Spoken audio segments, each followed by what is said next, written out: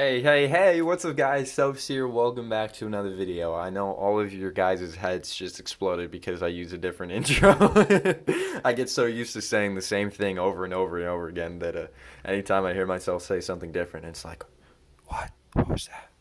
But yeah, here we go. New video. Today we're going to be going over my deck. It's a bolt bat deck. And I made it. It's all sleeved up. I was actually playing against Doodle Ninja with this deck. I beat him, and then I lost. But it's okay. We're looking up. We're looking at the positives here, and we actually beat Doodle Ninja with this deck. I'm not one for winning in my game. If you stuck with the channel for a while, you know that I've lost in pretty much every single battle video on the channel.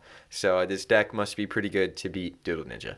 If you want to follow along with your cards at home, I will take it a little bit slower so that you guys can make the deck. And also, I'm going to have the deck list in the comment section so you can just go hit it up and play against your friends with it. So here we go.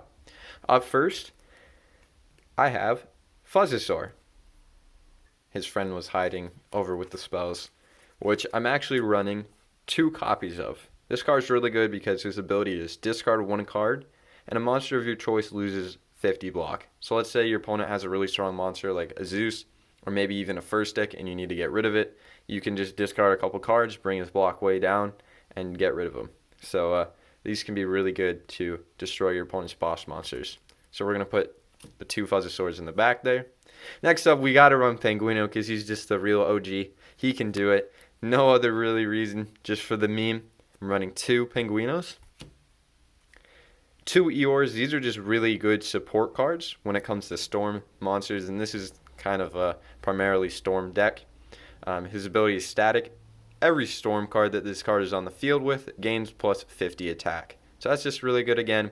You can boost up your Fuzzosaurs or your Bolt Bats or whatever you're rolling with and give them that little bit of an extra edge to take out your opponent's monsters. We're going to start overlapping. We already overlapped Danny. Next up, we got 2 Zoc Invaders. I absolutely love this card. I don't know why. I think it's just the beautiful art.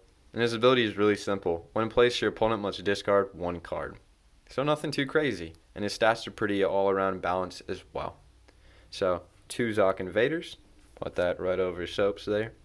1 Astro Bros. This is just a fun card to use because it allows you to see your opponent's hand. 1 Captain Rican for the meme. You gotta, man. You gotta. No other reason besides that. Next up, we have Lightning Spoder.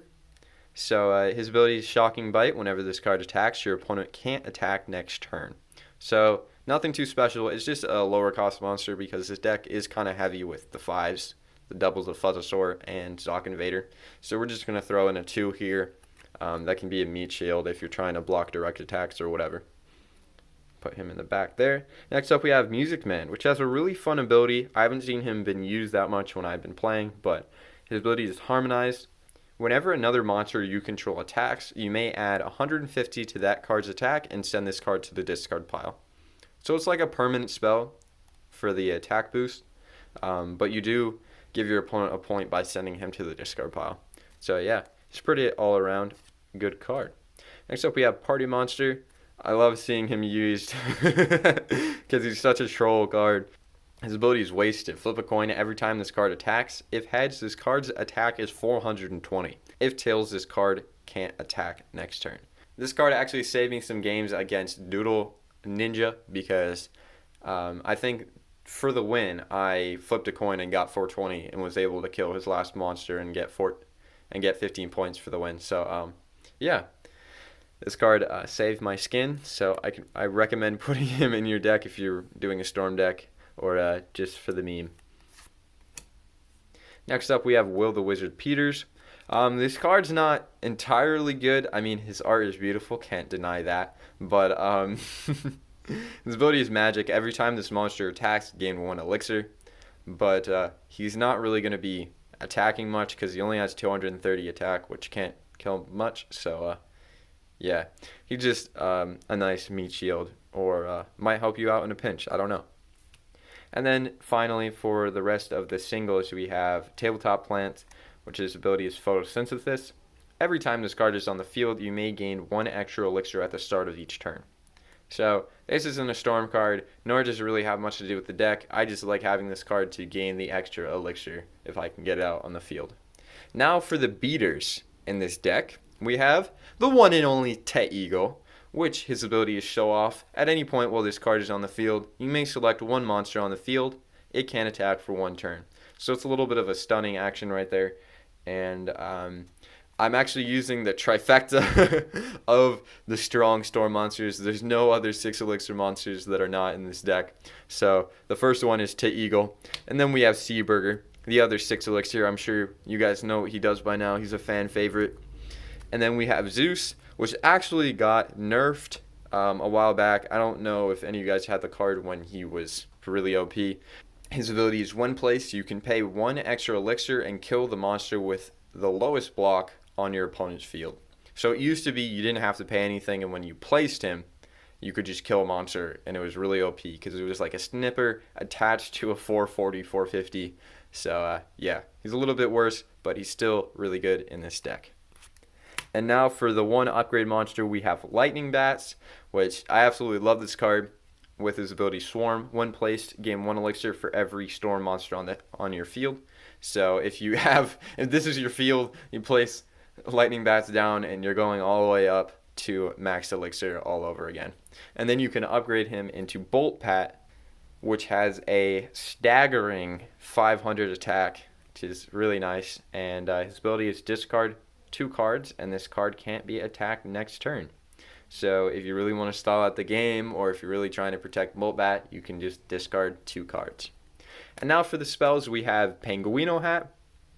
It's a classic. You got to use him if you're using Penguino. Snail Mail. This can help draw out some of the cheaper cards when you're in a pinch to be a little bit of a meat shield because it only costs your elixir.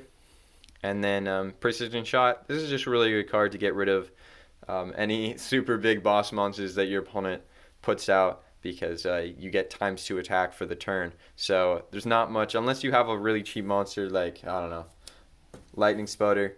He'd only go up to 280, which isn't anything.